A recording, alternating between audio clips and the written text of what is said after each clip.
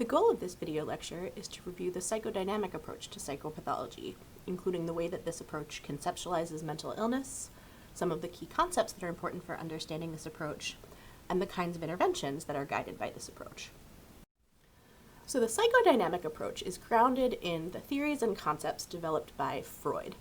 And Freud's approach, and also these later adaptations of the psychodynamic approach, conceptualize behavior and emotions, including psychopathology, as resulting from unconscious mental processes. So unlike other approaches that emphasize either physiological processes, like a biological or a medical model, or mental processes that we might be aware of, such as a cognitive approach or a learning theory approach, from Freud's approach, the unconscious is really the driving force behind our behavior and emotions. So these unconscious processes, these needs or wishes or desires or anxiety or conflict, all kinds of things that are happening out of our conscious awareness in our mental life, are responsible for producing the behaviors and emotions that characterize psychopathology. Another important component of the psychodynamic approach is that it emphasizes the role of early childhood experiences. So according to Freud, early childhood experiences are very important because they set the stage for experiences later in life by influencing the structure of our consciousness and creating things in our unconscious. For example, unconscious conflicts or unconscious wishes are established through patterns of experience early in our childhood. And these patterns of experience that exist outside of our conscious awareness then influence our later experiences and emotions and behaviors. So even as the psychodynamic approach has moved away from some of Freud's original theories, the more modern psychodynamic approach does continue to emphasize the importance of early childhood experiences and the role of unconscious processes that happen outside of our conscious awareness. There are some key concepts that are important for understanding the psychodynamic approach. And one of the most important contributions that Freud made to the way that we think about experiences is what he had to say about the structure of consciousness. So one of the most important elements of Freud's approach that has been maintained in the modern psychodynamic approach is the idea that not everything that we experience happens within our conscious awareness. So you can think of this using the iceberg analogy. Our conscious awareness are the thoughts and feelings and behaviors that we are aware of. But underneath all of that, Freud says that we have a vast unconscious experience that we don't have conscious access to. This unconscious is largely shaped by our early experiences.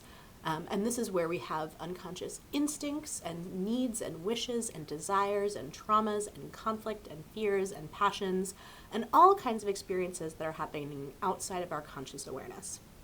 Freud also says that there are ways in which some of the contents of our unconscious can be brought into conscious awareness. And often this is through what's called preconscious states. So preconscious states include things like dreaming, where some things from the unconscious can come into awareness, perhaps in a symbolic form in a dream.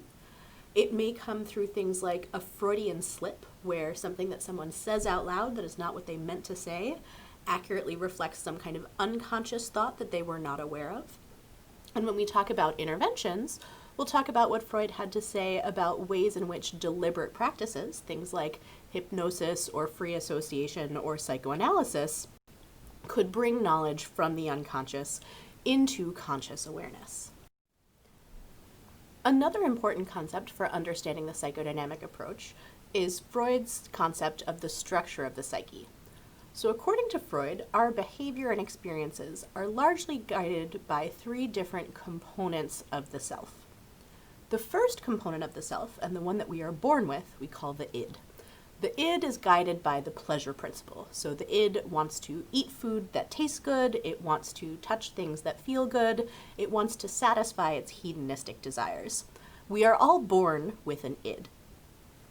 The next part of the self that develops is the ego. And the job of the ego is to deal with reality. So the ego is governed by the reality principle. And according to Freud, our ego actually develops over time as a result of patterns of interactions with our caregivers. So through our experiences with caregivers, we learn that we are a person who is separate from other people, we're separate from our caregivers and separate from the world. And we learn that we need to navigate the demands of reality and our perhaps competing demands from the id. So while the id is governed by the pleasure principle, it wants what it wants because it likes what it wants, the ego is governed by the reality principle, and the ego's job is to mediate between the other components of the self and the demands of the real world. And then the final component of the self, Freud calls the superego. The superego develops latest in childhood, typically around kind of the age of 6 or 7. You'll see the development of the superego. And the superego is guided by the morality principle. So the superego is the set of internalized social and moral rules that guide behavior. So one way that you can think about the id and the superego is that they're kind of like the angel and the devil on your shoulder. So the id is the devil on your shoulder who wants to skip class and take a nap and go eat brownies for breakfast. And the superego, which is governed by the morality principle, says you have to go to class, you should eat healthy food, you should have fruits and vegetables, and you have to do everything that you're supposed to. The ego is governed by the reality principle and mediates between the id and the superego, and also mediates with reality. So the id might say, you need to do your homework and you have to eat a good breakfast, but you could have Lucky Charms for breakfast if you have some milk on your cereal because milk is good for you. And once you have your homework done, you can go watch something on TV and take a break. So the ego is mediating between these conflicting demands from the id and the superego, and also taking reality into account. So this is an important contribution for understanding the psychodynamic approach, because sometimes psychopathology might result from overstrengthening of one element of the self, so perhaps an overactive id or an overly developed superego, or there might be unconscious conflict between different elements of the self. So for example, if there is intense conflict between the id and the superego that an individual is unaware of, that conflict in the unconscious could still produce behaviors and emotional experiences in consciousness that are distressing to the person. Another important set of concepts for understanding the psychodynamic approach are what are called defense mechanisms. So according to Freud, these are a set of things that our psyche does to manage experiences and anxiety and conflict that's occurring in the unconscious. So defense mechanisms are typically healthy adaptive mechanisms that help us manage anxiety and manage conflict, but sometimes defense mechanisms can lead to problems. So for example, overly active defense mechanisms or inappropriate defense mechanisms might contribute to someone developing symptoms. For example, when we talk about depressive disorders, we'll talk about how Freud saw depression as an example of a defense mechanism that was directed at an inappropriate target. So if you've ever heard the phrase that depression is anger turned inward, that is Freud's approach to thinking about depression that he called introjection. And introjection is a defense mechanism where if you have anger that you're going to direct at an inappropriate object, instead of directing that anger at the thing you're actually angry at, you introject the anger towards yourself. So Freud saw that defense mechanism as the defense mechanism that could lead to the development of depression. There are a wide variety of defense mechanisms, so these include things like denial and repression, projection, displacement, reaction formation. All of these are ways that the self and the mind can defend itself against inappropriate or unacceptable desires or conflicts or wishes or anger or anxiety or anything that might be going on in the unconscious that the self does not want to come into conscious awareness. And then a final important set of concepts for understanding the psychodynamic approach has to do with the stages of psychosexual development. So this is how Freud characterized normal development across the lifespan. He characterized development in a stage theory where people's focus of their development and what he called the libidinal energy is oriented around particular parts of the body at different phases of development.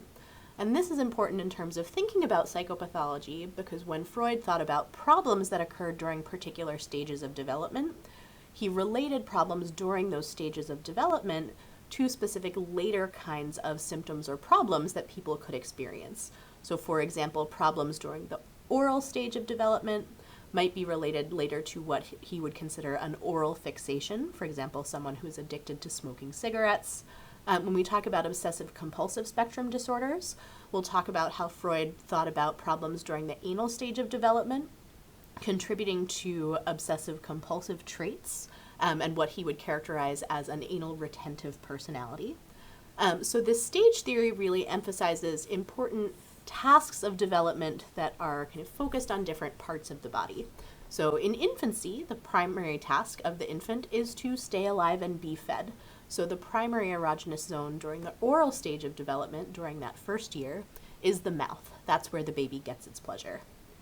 Around the age of 2 to 3, Freud saw the most important task that children were doing as potty training. They're learning to control the world. They are asserting control over themselves and their bodies.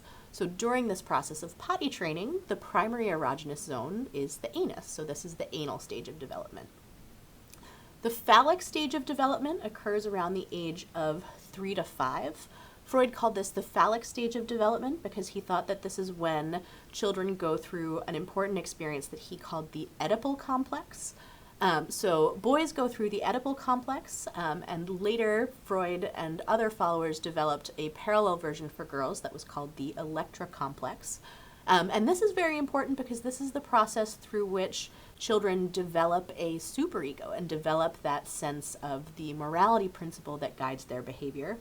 Freud also saw it as very important for helping encourage children to adopt a gender role that was consistent with their gender. So this is how girls came to identify with their mothers and want to grow up to be like their mothers, and how boys identified with their fathers and wanted to grow up to be like their fathers. So Freud saw that as really important. From about the ages of 6 to 11, Freud said that you go through a stage called the latency stage, where there are a lot of other important things that kids are learning. So they're going to school, they're learning to read, they're learning math, they're learning to socialize. So not a lot happening with the erogenous zones during this stage. And then at puberty, you enter the genital stage, where the primary erogenous zone is the genitals and the individual experiences mature sexual interests. So the stages of psychosexual development are important in terms of understanding how Freud saw normal development as unfolding, and how Freud saw problems that could occur during these different stages of development as related to later symptoms and problems consistent with psychopathology. So all of our psychodynamic interventions are guided by the idea that addressing these unconscious problems and bringing them into conscious awareness is the means by which we can address people's symptoms. So if the problem is things that are occurring out of conscious awareness, the goal of the intervention is to bring that knowledge into consciousness so that it can be dealt with. There were a range of tools that Freud and later psychodynamic therapists used to bring this information into conscious awareness. Psychoanalysis is a form of therapy that was developed by Freud that uses a variety of approaches in order to encourage people to become aware and conscious of their unconscious experiences. So psychoanalysis might include techniques like free association and just having the person say whatever comes into their mind, and also interpreting dreams, so using dreams as a lens to study that information that's coming from the unconscious into the preconscious. The psychodynamic interventions also really emphasize how important the relationship between the therapist and the patient is, and they really see that relationship as a way that the patterns of interactions that a patient has with other important people in their life that are shaped by these unconscious processes is going to be acted out in their relationship with the therapist. So one important concept for understanding this is called transference. And transference is when a patient starts treating a therapist as though they are someone else important in the patient's life.